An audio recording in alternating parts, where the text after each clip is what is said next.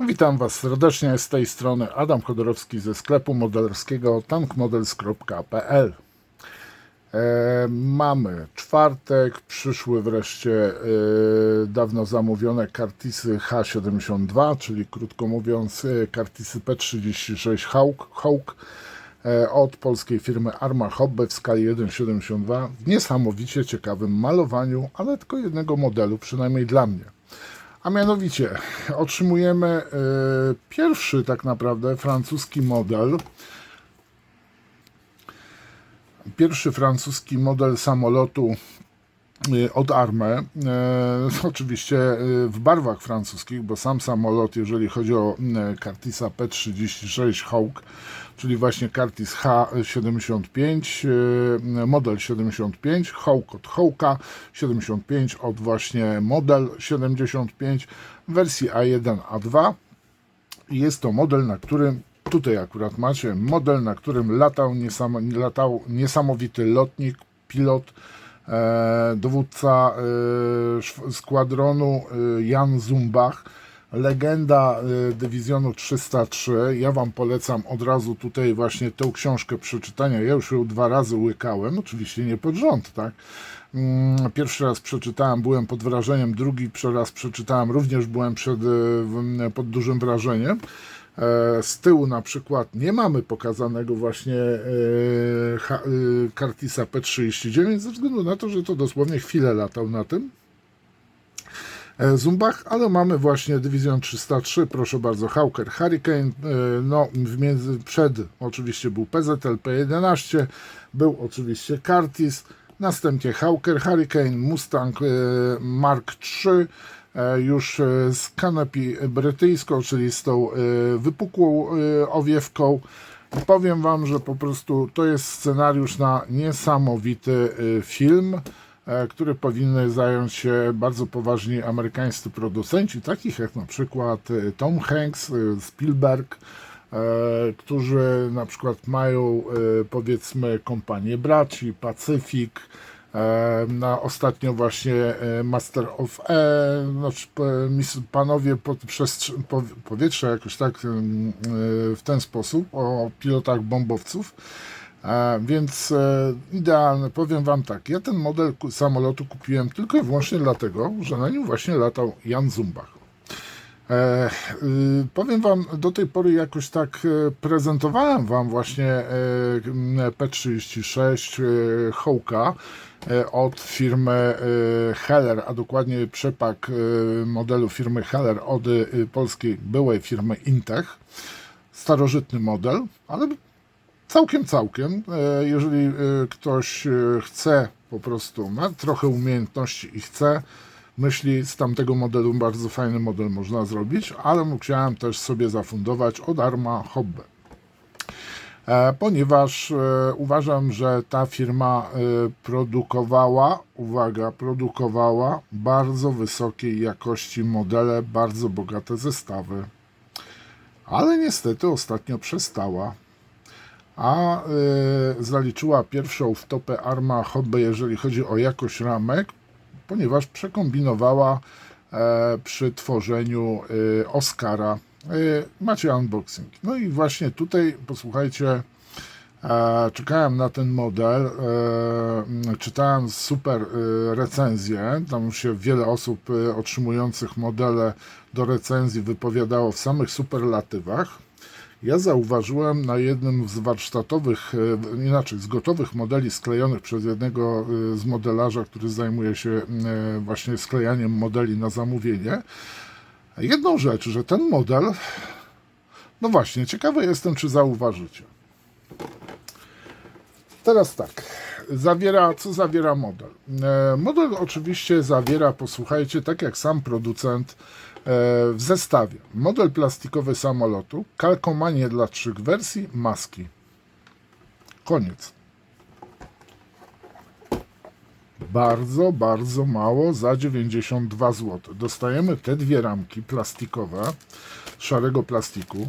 Dostajemy przezroczystą ramkę z 2 rodzajami owiewek, z 2 wiatrochronami, powiem Wam, bo tu mamy wczesną wiatrołap, a tu mamy późniejsze. Jeżeli ktoś oglądał unboxing Curtisa H75 od ClearProp, to właśnie zauważy tam jedną rzecz, że jest coś takiego, właśnie te dwie różne wiatrołapy, tak, czy wiatrochrony. Kurczę, dobra, to co z przodu jest. I tu widzimy, że mamy tą szybę, owszem, opływową, ale jest ona podzielona. Czyli wybieramy z tego wszystkiego oszklenie o numerze, no i się zasłoniło. Dobra, później do tego wrócimy. Tak, dostajemy oczywiście instrukcję. Do tego dostajemy oczywiście maski na oszklenie i koła i zestaw kalkomanii. I powiem Wam, otwierając zestaw, oglądając zestaw kalkomanii, z uporem maniaka szukałem zegarów na deskę do kokpitu pilota. No i widzicie gdzieś je? Tu nie ma na górze. Są tutaj. Są dwie tablice. Mam nadzieję, że będzie jakoś je widać. Tu jest jeden, a tu jest druga. Powiem Wam, że dość długo tego szukałem. Dopiero jak zacząłem w ten sposób sobie patrzeć na to, nie szukałem tego w instrukcji, bo w instrukcji trzeba byłoby też szukać, więc sobie wolałem tutaj popatrzeć pod światło na tą kalkomanię. Producentem jest Techmod. Co do jakości, powiem Wam, ciężko mi jest powiedzieć, raz jest lepiej, raz jest gorzej z Techmodem. Zauważyłem, że są dość twarde kalkomanie, więc dla domowego sklejacza potrzebny byłby jakiś płyn zmiękczający kalkomanie. Jeżeli chodzi o maski, typowy japoński cienki papierek, który naklejamy po prostu na elementy. Tutaj mamy na koła, znaczy dokładnie na opony, żebyśmy sobie pomalowali opony na czarno, ewentualnie w jakiej kolejności będziecie chcieli, tak? Bo mamy wewnętrzną kalkomanię i tutaj opony.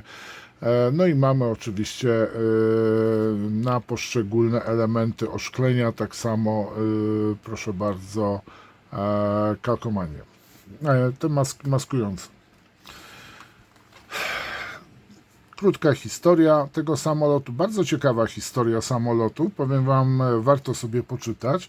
Ja sobie nawet przygotowałem tutaj taki tekst, który chciałem Wam przeczytać o właśnie tym samolocie, ale stwierdziłem, że będzie to bardzo długi film, więc zachęcam Was do zapoznania się z tym właśnie zapisem, bo ten samolot walczył w Europie, w Azji, w Afryce, na Pacyfiku tak samo walczył. Posłuchajcie, Francuzi używali go jeszcze za czasów Republiki, czyli do momentu kapitulacji w 1940 roku po napaści Niemiec.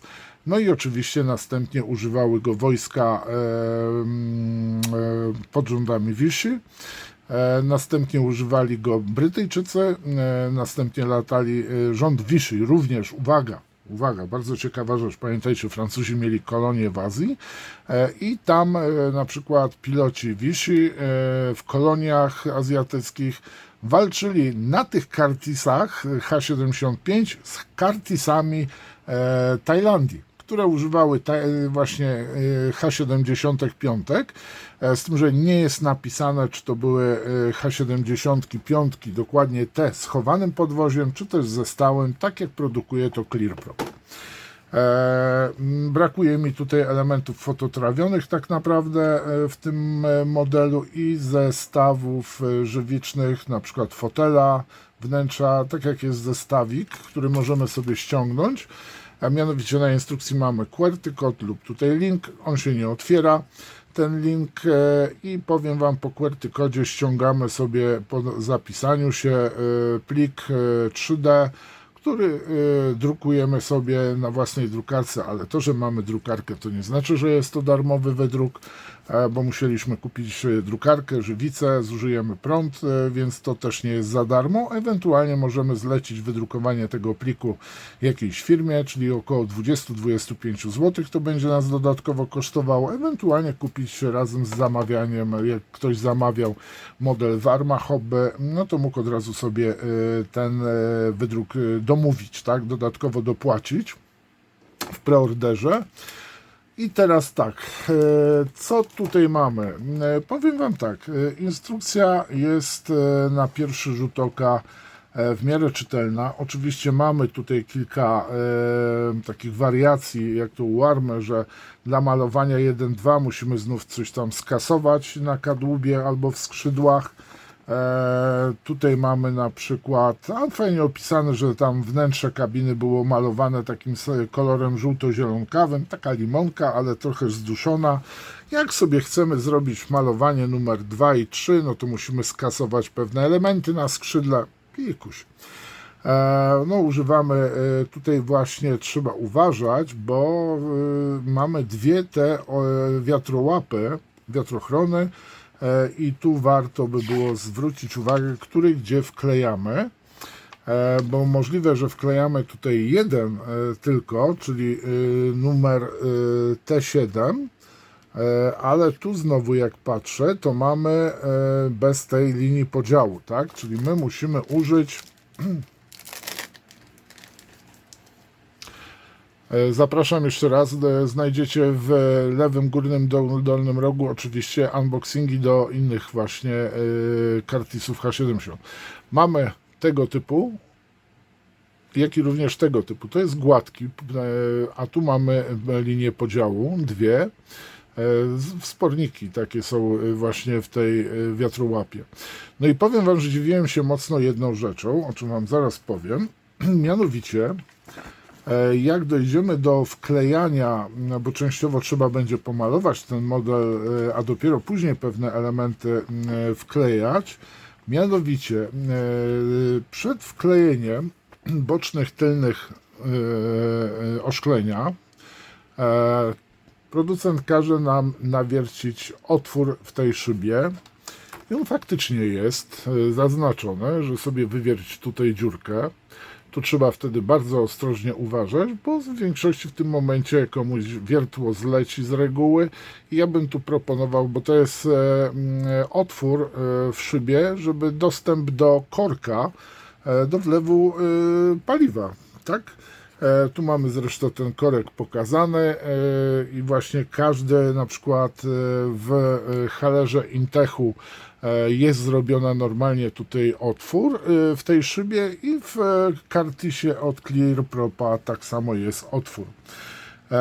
Więc powiem Wam, ten model trzeba sklejać, malować na przemian ze sklejaniem, ponieważ można pewnych elementów nie móc później pomalować, tak? Czyli na przykład pewne elementy oszklenia trzeba przygotować do wklejenia i następnie sobie pomalować i wkleić. Ponieważ będziemy musieli pomalować też ta część, która jest za oszkleniem następnie. Powiem Wam, że po obejrzeniu chyba 2 unboxingów zamieszczonych przed tym, jak w ogóle modele, osoby, które dostają modele do recenzji, do pokazania, zauważyłem kilka elementów, które mi się nie podobają. Model jest chwalony, ja nie mówię, że on jest zły, ale powiem Wam, że brakuje mi kilku rzeczy, w co ten model powinien posiadać, tak? Mianowicie, elementy na ramce są wykonane bardzo porządnie. Nie mają praktycznie nadlewek. Gdzieniegdzie się zdarzy jakaś nadlewka, powiedzmy, ale jest to żaden problem. Nożykiem lub delikatnie papierkiem sobie możemy te nadlewki delikatne wyjąć. Tak jak na przykład tu mamy drążek sterowy, który wklejamy w podłodze skrzydła. Tam jest i tutaj mamy w środku po prostu taką nadleweczkę i nią sobie możemy wydziubać czymś ostrym, takim jak na przykład skalpel, coś innego. Po prostu coś, co ma wejść, jest ostre, wejdzie w tamtą szczelinę i wygarnie nam to, bo jak będziemy wiedzieli, nawet jak tego nie usuniemy, ale my będziemy wiedzieli, że tam jest to będzie niesmak trochę. Mamy 2 rodzaje goleni, nie wiem, czym one się tak naprawdę różnią.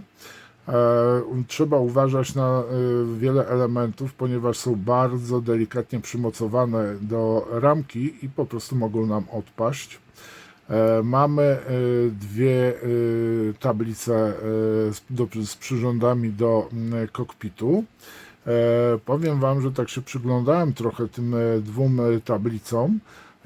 Jakaś różnica jest, ale nie za bardzo wiem, na czym ona polega. W każdym razie do środka kabiny powędruje odpowiednia tablica, czyli ta, która będzie dla Zumbacha, będzie dla Zumbacha w wersji zumbachowej. I teraz posłuchajcie, bardzo ciekawa rzecz. Mianowicie mówię o tym elemencie. Są takie dwa elementy i mówię, o coś będziemy wklejać usztywnienie skrzydeł, tak? Czyli kadłub, ale wziąłem później skrzydła i nie wklejmy tu, nie wiem o co biega, tak?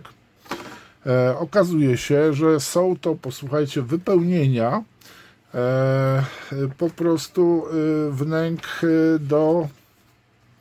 To są te elementy. Mamy je wygiąć sobie, wygiąć, wyprofilować odpowiednio, następnie wkleić tutaj w pomalowane już te elementy na kolor odpowiedni do wnętrza, koloru wnęk w modelu. Wklejamy sobie te elementy, czyli ten element, tutaj, o właśnie, na środku, co widzicie, i następnie na nie naklejamy sobie ten element i ten element. I tu, uwaga, jest zaznaczone right, left. Czyli mamy lewy, prawy. Tak jak tutaj mamy zaznaczone, powiem Wam, no bo jak sobie spojrzymy na to skrzydło, to tu właśnie wklejamy i tu mamy właśnie prawe, lewe, proszę bardzo, R, cholera. No i to jest przecież prawe. Dlaczego jest R po tej stronie? W każdym razie wklejamy następnie tutaj i mamy idealnie wnęki, do których będą składały się koła. Pokazałem Wam, tak, jeżeli chodzi, posłuchajcie, o wnętrze, tam gdzie będzie kabina, no to powiem, jest bardzo mocno uproszczone w porównaniu na przykład z ClearPropem czy z innymi firmami, które produkują tutaj te wnętrze. ClearProp w ogóle, ja myślałem, że tu coś trzeba będzie wkleić, nie? Ale tak się przyglądam, no to jest takie bardzo spłaszczone, uproszczone wnętrze kabiny. Tak samo mamy tutaj, a jest dość duży ten otwór właśnie kabiny, więc będzie widać powiedzmy te elementy wewnątrz. Na przykład ClearProp daje tutaj takie odpowiednie wstawki, czyli mamy taką gładką powierzchnię, w którą sobie wklejamy bardzo dobrze zdetalowane ścianki właśnie Curtisa. Kolejna rzecz, której mi brakuje, to przejrzyjcie się na powierzchnię skrzydeł. Widzicie same linie podziałów. A gdzie nity? Nity, posłuchajcie, zniknęły. Nie ma nitów. Podobno ich by nie było widać w tej skali. Tutaj widzimy delikatnie na tym grzebieniu, takim od spodu. Tu jest troszeczkę nitów. Następnie troszeczkę nitów jest na elementach, które montujemy w okolicach silnika. Tu widzimy, są nity. Ale jeżeli chodzi o nity na kadłubie, tutaj jeszcze, o właśnie, tutaj będą gdzieś jeszcze nity, gdzieś tu mi się widziałem. Powiem Wam tak, z tego co słyszałem, podobno nitów w tej skali tak by nie było widać, a jednak widać. A jeżeli już robimy takie podejście, to tak naprawdę linii podziału nie powinno też być, wielu elementów nie powinno być. Moim zdaniem, jeżeli chodzi o, bo to był mocno nitowany model samolotu, tak samo jak obejrzyjcie sobie, jak jest zdetalowany model od wysokiej jakości model od właśnie ClearPropa, tych nitów było bardzo dużo. Obejrzyjcie sobie zdjęcia wyremontowanych, oryginalnych Curtisów P36 Hawków. Tam jest nit na nicie. I powiem Wam, że tego mi bardzo brakuje, bo oglądałem model sklejony właśnie w malowaniu tym, który był cały srebrny, i powiem Wam, że on wyglądał bardzo dziwnie. Niesmacznie wręcz bym powiedział. Po prostu było widać puste powierzchnie i poprzedzielane tylko i wyłącznie liniami. Tu mamy jakiś detal, gdzieś tutaj znowu mitlak, tu mamy jakieś mocowanie, ale powiem Wam, bardzo mi się nie podoba to, że producent nie zapewnił nam nitowania tak jak w oryginalnym modelu było. Na dodatek, niestety, żeby wykonać tą pewną wersję, musimy pozbyć się tych elementów. Całe szczęście przy Zumbachu te elementy zostają. W malowaniu chyba 2 i 3 właśnie je usuwamy. I ja mam dylemat, powiem Wam, z ocenieniem tego modelu, bo jeszcze jedna rzecz jest bardzo ciekawa. Mam nadzieję, że tak. Pokażę Wam jedną rzecz. Pamiętacie, jak marudziłem, że Arma Hobby daje mocowanie, tak jak oglądaliśmy skrzydła, że mocowanie elementu do ramki, czy tam ramki do elementów, w poprzednich modelach były na zewnątrz płatów skrzydeł, tak? Że jak wycinaliśmy i były dość dużo większe. Tu mamy już dużo mniejsze te elementy i uwaga, nie wchodzą nam na skrzydła, gdzie mogliśmy fakturę po prostu uszkodzić skrzydła, czy też nawet w ogóle skrzydło sobie uszkodzić, tylko zwróćcie uwagę, że mocowanie jest od spodu, tak jak powinno być, prawidłowo, czyli wtedy nic nie piłujemy na skrzydle, nie szlifujemy samej powierzchni skrzydła, gdzie mamy jako taki detal, no tu akurat nie mamy żadnego detalu, mamy płaskie powierzchnie, ale na przykład przy innych modelach jest ten detal. Mogliśmy linię na przykład zaszlifować sobie, powiedzmy, czy nawet troszeczkę delikatnie zniekształcić dany fragment modelu, ze względu na to, że po prostu jest bardzo delikatny plastik, dość miękki. I tu mamy wreszcie mocowanie pod spodem, czyli tu, gdzie po prostu możemy sobie zeszlifować to idealnie. Piny, posłuchajcie, tu mamy otworki do pinów, czyli do tych dzióbków znajdujących się tutaj, gdzie idealnie tu Arma rewelacyjnie to robi. Nie musimy tak naprawdę, jeżeli przypasujemy piny do tych otworów, idealnie skrzydło jest złożone, napuszczamy klej wcześniej lub później, jak kto woli. Ale powiem Wam tak, bardzo mi brakuje jednak tych nitów, bo jeżeli stary model od Hellera, czyli Intecha, można było wynitować, to tutaj nie mamy niestety tych nitów.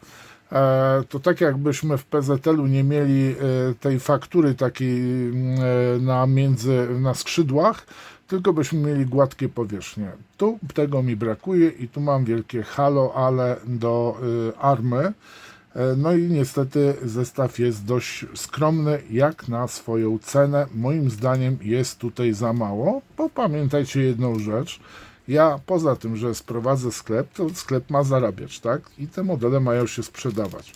I przykro mi czasami jest patrzeć, że wiele osób po prostu wybiera modele innych firm, na przykład Hawker Hurricane, Air Cobry, czy na przykład Mustangi, innych firm, a nie Arma Hobby, ze względu na cenę i niską zawartość, tak, tego modelu.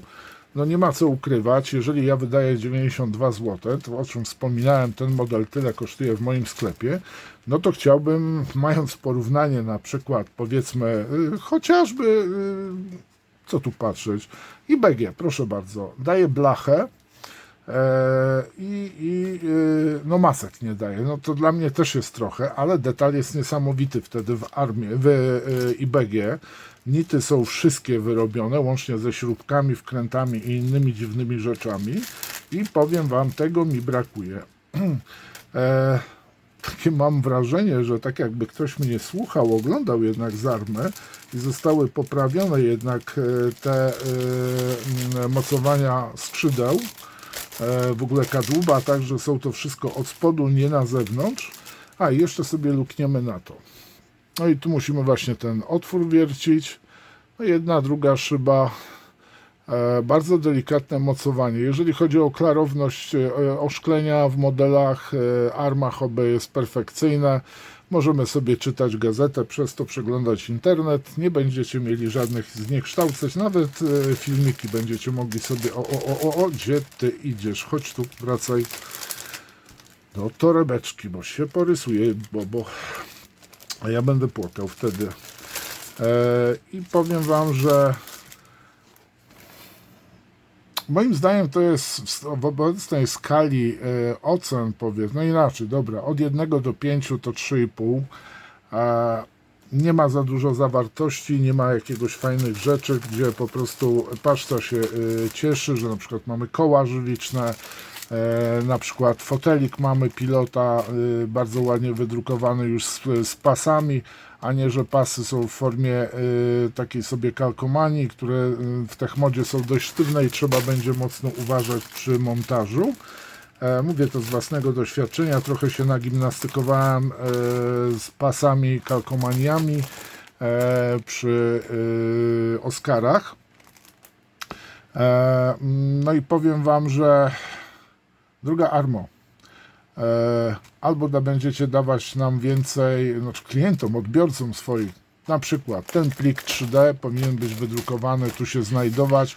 Powinna być tutaj moim zdaniem jeszcze blaszka do tego, bo powiem Wam, boję się, że sprzedaż będzie nie za duża, a jeżeli ktoś kupi, to może na tym się skończyć, ze względu na to, że jednak musiał wydać 92 zł. Nie otrzymał nitów, nie otrzymał, tylko dostał tak naprawdę, ale to żaden bonus, bo maski tego typu to jest około 4 zł, kosztują, więc tak naprawdę dostaliśmy model plastikowy za 92 zł. Całe szczęście, że tu jest bardzo ciekawe to malowanie, no i tak jak ja pisałem nawet, że po prostu no, jest bardzo skromna zawartość względem ceny, a tym bardziej, że teraz nie ma nitów, a pamiętajcie, że konkurencja będzie wydawała ten model za chwilę. Będzie model właśnie H75A1, A2 od, powiem Wam, Clearpropu. Jest naprawdę porządnie zrobiony model, ma blaszki, co prawda tam nie ma masek, ale jest bardzo duży zestaw blaszek, też duży zestaw kalkomanii.